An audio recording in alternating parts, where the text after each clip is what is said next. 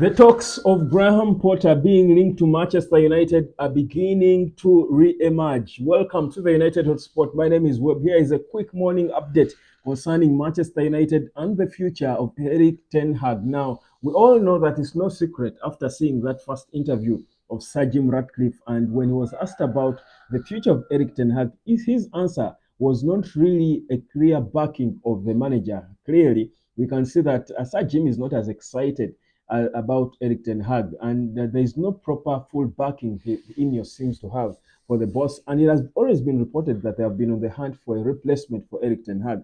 And Graham Potter has always and remains top of their list. Now, the latest that has just come through is coming through from the Sun. Now, people want to debunk the Sun at times, but I think the Sun, when it comes to Manchester United, they have broken so many stories. They are highly placed, and for me, they're a credible source when it comes to stories concerning Manchester United. Now, they are saying that the incoming sporting director at Man United, Dan Ashworth, has held a meeting with with Graham Potter to try and convince him to come and join him on this new project called Manchester United. Now, this is said, it's not the first time that INEOS have contacted Graham Potter. I think they have tried before. He has been, I think, a manager they admire because of how he played with Brighton, how his teams have been playing, Swansea, and name them. We all know the kind of football Graham Potter plays. Even at Chelsea, even if he did not go well, he was there for only 6 months. They seem to be fans of how he made his teams play, how he organized his team. And the reality is, Manchester United's biggest problem, I think, in the eyes of INEOS and many of us, is the lack of an identity, the lack of a playing style. And they feel Dan Ashworth is first of all, the perfect guy to come in and create an identity. And Graham Potter is the perfect manager to fit into it and make it work because of how he played, especially with Brighton when they were working together with Dan Ashworth.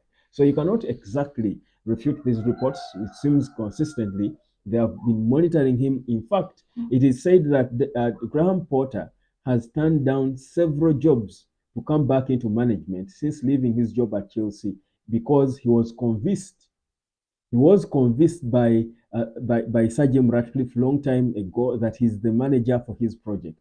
So he's waiting on his time to come in as manager of Manchester United. Now, there is, of course, a lot of backlash with this. Not so many Man United supporters would want to see a manager who you would say failed at Chelsea coming at Manchester United, yet we are looking to rebuild. We've had all these so-called threats.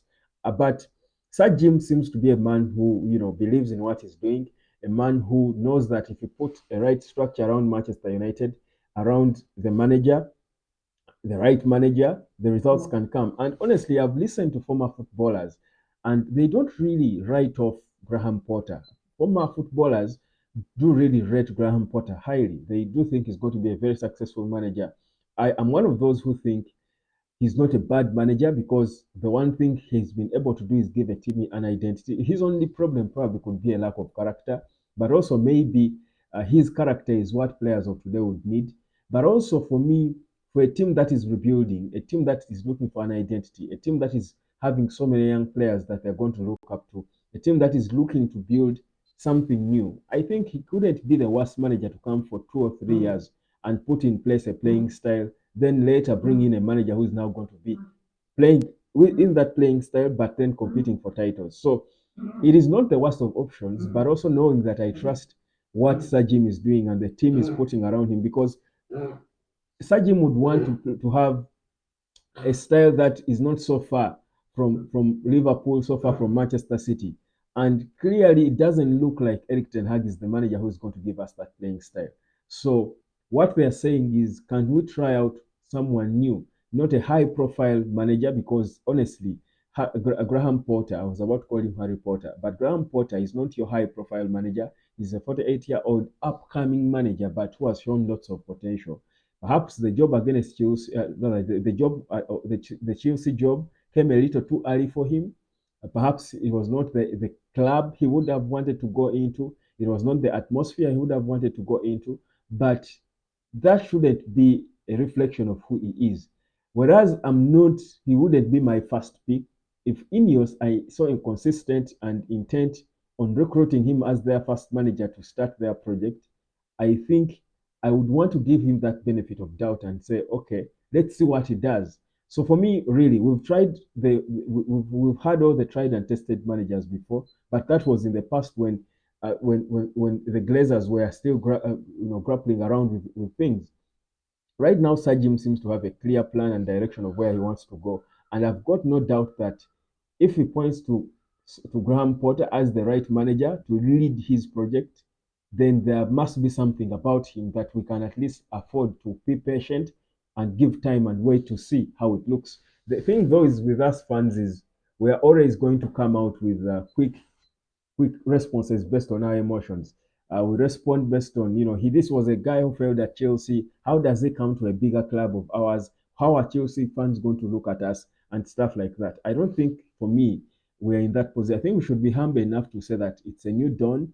It's a difficult time for Man United. We've been in for a long time. We are trying out something new. And if the man at the helm of it believes that this is the right guy to lead this new thing, I think we can only try and give it time and be patient with it.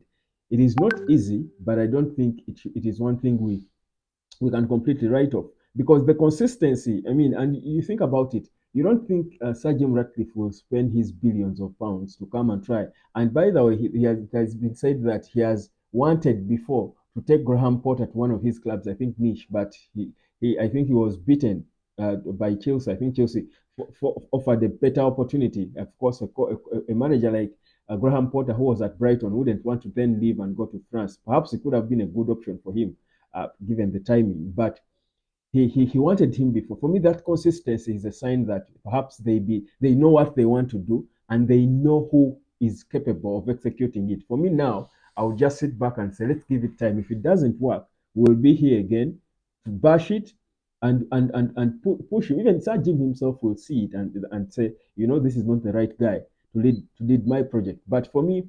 the biggest thing for me is the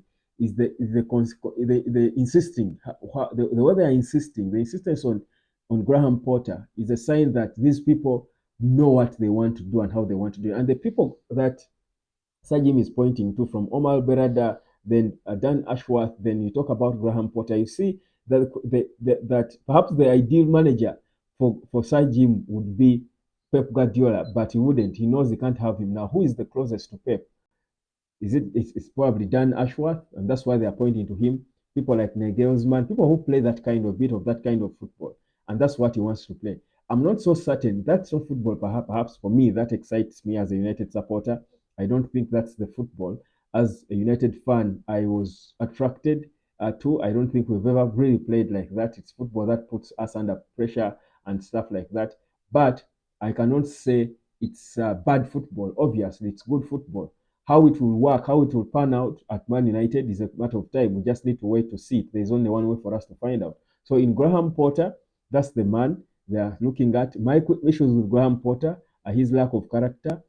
But again, the guy I like perhaps lacks a bit of character as well in Michael Carrick.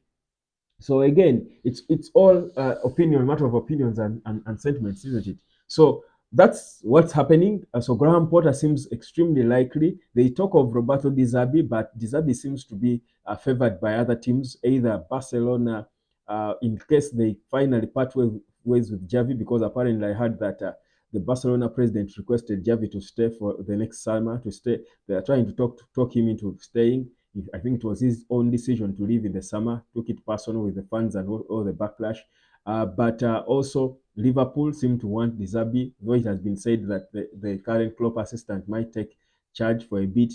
Then there is a Bayern Munich as well. Di Zerbi could fit into a team like Bayern. So there are so many options for Di Zerbi, but it seems Graham Potter is the guy these people look at because they feel actually he's the guy who laid the foundation that Di Zerbi is shining on at Brighton. So it's a very interesting conversation to follow. But Graham Potter to United is still top of the top. My name is Webb. This is the United Hotspot.